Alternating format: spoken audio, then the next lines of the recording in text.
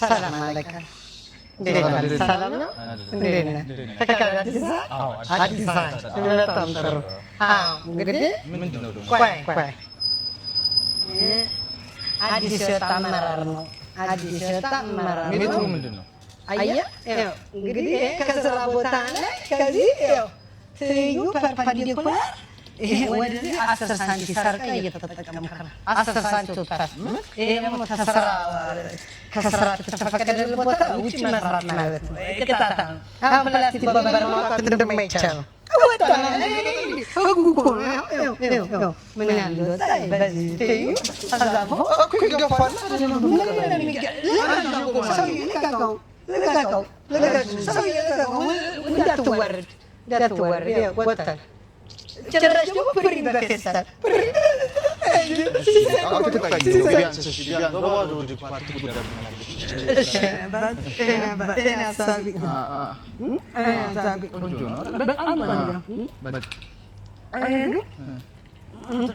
አፕል ነው የምፈልገው ዋና ፈኔ ከብሳ ዶክተር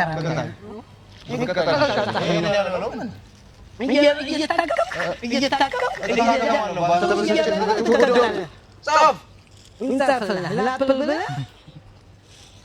انت ابل ايفون بتنزل نفر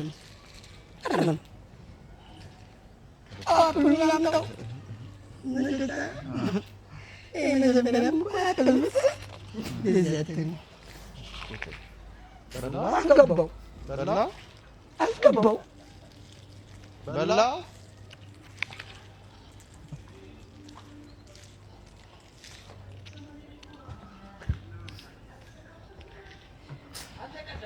ያለም ፊት ለፊት ዴክስ የሚቀመጡ የነበሩት አሁን ባንክ ቤት፣ ኢትዮ ቴሌኮም፣ የመንግስት መስሪያ ቤት ተቀጥረው እየሰሩ ነው። መሀል ዴክስ ላይ የሚቀመጡት የነበረው ደግሞ በሊቢያ፣ በሳውዲ አረቢያ በምናምን አሪው አብዛኞቹ ሲደርቷል። ጥግ ዴክስ ላይ የሚቀመጡት ደግሞ እንደኔ ቲክቶከር እንደና አሌክስ ዩቲዩበር ምናምን ሆኗል። ይህ ደግሞ የሚገርም ጭራሽ ትምህርት ቤት መጥቶ የሚያውቁት ደግሞ ሀገሪቷን እየመሩ ነው።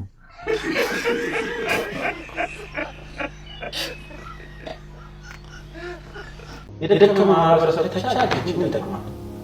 በብዙ ትርክትና በብዙ ውሸት አይምሮ የተሞላ ማህበረሰብ ስለሆነ ይሄ ህዝብ አታል ነው ወረደ ተመረዘው። ጠቅላይ ሚኒስትር ዶክተር አብይ ካየው ሱሱ ሰው ነው። ልክ እንዳንተ ሱሱ ሰው ክብርት አዳነች አቤቤ ካየው ሱሱ ሴት ናት። ሱሱ ሰው ናት።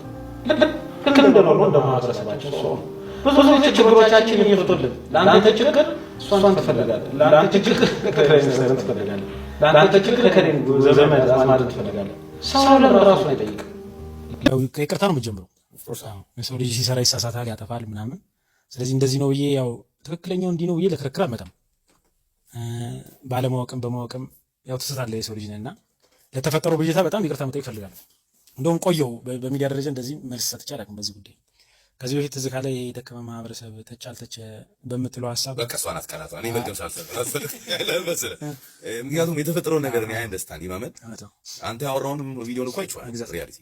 ከዛ ግን ተቆርጦ የተለቀቀው ነገር በዚህ አጋጣሚ አንዳንድ ኤዲተሮች በጣም ሳይድ ኢፌክት ትፈጥራላችሁ በሰው ስራ ላይ፣ በሰው ፋሚሊ ህይወት ላይ፣ በትዳር ላይ በጣም በርካታ ነገሮች ትፈጥራላችሁና ኤዲት ታደርጉ ሳይድ ፖዚቲቭ ነው።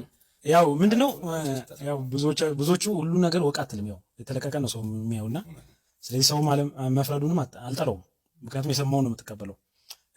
ሐሳቡ እንዲህ ነው ብዬ አሁን በዚህ ደረጃ ማስረዳቱ ምናምን ፓወሩን ባይኖረኝ መጀመሪያ ያው ከይቅርታ እንጀምረው ያው ይቅርታ በማለት ነው። ከዛ ደግሞ በመጨመር ደግሞ አንድ ሰው ነው እንደውም ሐሳቡ ላይ አበረታታኝ። እንዴ ማይኩ ምንድን ነው ያጠፋው አለኝ። አይ ለምንድን ነው ሰው ሁሉ እየተሰደብክ ያለው እየተተቻለው ግን ያልከውን እኮ ሰማሁት አለ። እኔ ደግሞ ለምን እውነቱን አትናገርም? ምክንያቱም ሐሳቡን አይተው ከሆነ የደከመ ማህበረሰብ ተቻ አልተቸ ከምትለው ሐሳብ ትንሽ ወደ ኋላ 4 ሰከንድ 5 ሰከንድ ቪዲዮ ለተመለከተ ሰው እያወራው የነበረው ሐሳብ አለ። ግን አንዳንድ ሚዲያ ላይ ለካስ የምታወራውን ቃል መጠንቀቅ እንዳለብኝ ትምህርት ወስጄበታለሁ። ምክንያቱም ሙሉ ማህበረሰብ ሀገርን ሰደበ የሚል ነገር የማይመጣበት ግን ወደ ሐሳቡ ስንመጣ ስለ ጌታ ኢየሱስ ክርስቶስ ዘመን ነበር የጠየቀኝ ፓስተር ሶፎንያስ ነበር። ያው ምን እንደምታውቀው ቪዲዮ አለን። እዚህ አጋጣሚ ይሄን ለማስተካከል ቪዲዮ አለን። ትንሽ ቆረጥ አድርገን እናየዋለን ከስር ላይ ብዙ ሰው ያመሰግነኛል እሱ ይቀበለኛል ብለህ ከሰራ መውደቅ ሲጀመር ሰማይና ምድርን የፈጠረ ጌታ ኢየሱስ ክርስቶስ ይሄን ትልቁን አምላክ ያልተቀበሉት የሰቀሉት ደግሞ እየሰቀሉ ያዘው ያለቀሱ ይህ ህዝብ አለበት። እግዚአብሔር የሰጠንን ፓወር ማቅ የደከመ ማህበረሰብ ተቻለች የሚጠቅመው ሰው እንዲቀበለ ብለህ ማለት በቃ ውስጥ ይቀበል። ራስን አይደለም። ያው ቪዲዮ እንዳያችሁት ነው። ያው እግዚአብሔርን የማያውቅ አምላክን የማይፈራ በዚህ ስራ ስትሰራ ሰው ይተቻል። በማወቅም ባለማወቅም የሚደግፍም አለ፣ እንዲሁ በመጥላትም ይተቻል። ሁሉም ሰው በአንተ ስራ ደስተኛ ነው ማለት አይደለም። ከዚያ ሀሳብ በመነሳት በዛ ዘመን ስለነበረ ጌታ ኢየሱስ ክርስቶስ ላድን ብሎ የመጣ ነው። ቪዲዮ ላይ ተወከው ነው ያወራሁት ነው። ጌታ ኢየሱስ ክርስቶስ እንኳን ላድን ብሎ መጥቶ የሰቀለ ማህበረሰብ የምትለው ማህበረሰብ ከዛች ተቆረጠች። የሰቀለ ማህበረሰብ። ስለዚህ ስራ ስትሰራ እንደዚህ አይነት ፈጣሪን የማይፈራ አምላክን የማይፈራ እንደዚህ አይነት የደከመ ማህበረሰብ ተቻ አልተቻ ምን ይጠቅማል? አሁን ልክ ይችኛው ሀሳብ ላይ ምን ተቆረጠች? የደከመ ወጣች፣ ማህበረሰብ ወጣች። ስለዚህ ትሬንዱም ደግሞ ለፈለጉት ዓላማ የተጠቀሙበት ሰዎች አሉ። ስለዚህ ሚኮማይክ ሙሉ ማህበረሰብን ሰደበ የሚል ነገር ወጣ። ማንኛውም ሰው ያን ቪዲዮ ብታይ ይመስላል። መጀመሪያ እግዚአብሔር አክብርልኝ፣ ይቅርታ ነው የመሰለ ነገር ይቅርታ ከጀመረ ትልቅ ነገር ነው። ሁለተኛ ይሄ ዋናው እኔ ቪዲዮን አይቼዋለሁ አዘ ፐርሰናል ጓደኛዬ ማውቀው ቪዲዮ ነው። ግን በቃ የተፈጠረው የቃላት ልክ ተቆርጦ የምትወጡ ነገሮች ቅድም እንዳልኩት አደጋ አላቸው፣ ዋጋ ያስከፍላል እንዳልኩት ፓርቲ ይሄ ነው። which is እኔ አብሬው ሳሎን እንኳን ሌላ ቦታ ላይ ተገኝቼ አንተ ጓደኛ ምን አባስ ይጠባጥሩ ማንን ነው እንደዚህ ቢለው ተልያው ቃል ነው። ያው ቪዲዮውን ስለማውቀው ነው ማስረዳቸው ሰዎች አስረድቻለሁ፣ ቪዲዮቹን አሳይቻለሁ።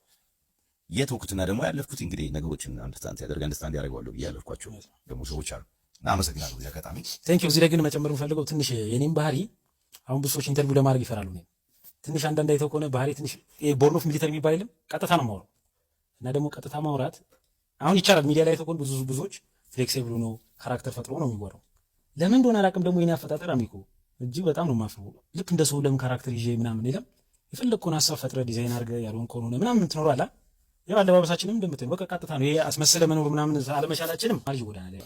በዚህ አጋጣሚ እንግዲህ ወደ ፕሮግራማችን እንመለሳለን። ግን በዚሁ ግን አይ ተመልካቾች ይቅርታ ማለታቸውን ያው ሀሳቡን በይቅርታ እንዲያልፉት የብልጽግና ጭንቀት አሁን ያለበት ሰሞኑ አብይ አህመድ አጋጣሚ ሆኖ ዲቦራ ወለደችለት። ዲቦራ ወንድ ልጅ ወለደች አሉ እና እንኳን ደስ ያለን ይባላል። እንኳን ደስ ያላት ለሷ እንኳን ያው ዞሮ አማቻችን ነው፣ የአድዋ ልጅ ነው። ሄዶ ከአድዋ ጋር የተጋባው ልጁ ሰውየው ቀላል ነው። አብይ ልክ እንደ ኃይለ ሥላሴ ድሮ ጊዜ ምናምን የነበረው ድሮ ይጋቡ ነበር። ትግራይ ከእንትን ጋር ከአዲስ አበባ ከመቀለ ምናምን ያጼ ገሌ ምናምን ይባል እንደዛ ነው። እና ወንድ ልጅ ወልዳለች ዲቦራ። ብቸኛ ምን አለ ደስ ያለው ነገር እሱ አጋጣሚ ደግሞ በመውደቂያ ሰዓት ሆነ። ሐዘን በሐዘን ነው። ሙሉ ደስታ እንኳን ሊያገኝ አልቻለም። ጦርነት በ24 ሰዓት የሚቆመው ፖለቲከኞች ልጆቻቸውን ግንባር ላይ ሲልኩ ብቻ ነው። ያንተ ደም ርካሽ ነው ወይስ ሞኝ ነህ? አንተ ግንባር ላይ አፈር ስትልስ፣ ያንተ ወንድም ጭቃ ውስጥ ሲሞት፣ የባለስልጣን ልጅ ግን አውሮፓ ውስጥ ናይት ክለብ ላይ ናቸው። አንተ ሬሳ ስትቆጥር እነሱ ባንክ አካውንታቸውን ይቆጥራል። ጦርነት ማለት እርስ በርስ የማይተዋወቁ ድሆች የሚገዳደሉበት፣ እርስ በርስ የሚተዋወቁ ባለሀብቶች ግን የሚከብሩበት የንግድ ድግስ ነው። ለምን ጦርነቱ እንደማይቆም ልንገርህ። ምክንያቱም ዋጋውን እየከፈሉ ያሉት እነሱ አይደሉም። እናም ይህ ጦርነት የሚቆመው በአንድ ነገር ብቻ ነው። ፖለቲከኞች መጀመሪያ የራሳቸው ልጆች ግንባር ላይ ሲያሰልፉ ብቻ። እስኪ ንገረኝ፣ የባለስልጣን ልጅ ግንባር መሄድ አለበት የሚል ሕግ ቢወጣ ጦርነቱ በ24 ሰዓት ውስጥ አይቆምም ትላለህ? አንድም የባለስልጣን ልጅ ግንባር ላይ ሲሞት አይተህ ታውቃለህ? ካላየህ በፍጹም። ኢትዮጵያ ውስጥ ይሆናሉ ተብለው የማይታሰቡ ሁነቶች እየሆኑ ነው። ኢትዮጵያ ለሱዳን 15 ሚሊዮን ዶላር አበደረች። የ76 ዓመት አሮጊት ልጅ ወለዱ። ያሬድ ነጉም አልበሙን አወጣ ሚለንን ነበር የጠበቅኩት። እነዚህና መሰል ሁነቶች እየተከሰቱ ነው። ቀጣይ ደግሞ ምን ልንሆን ነው? ሰላም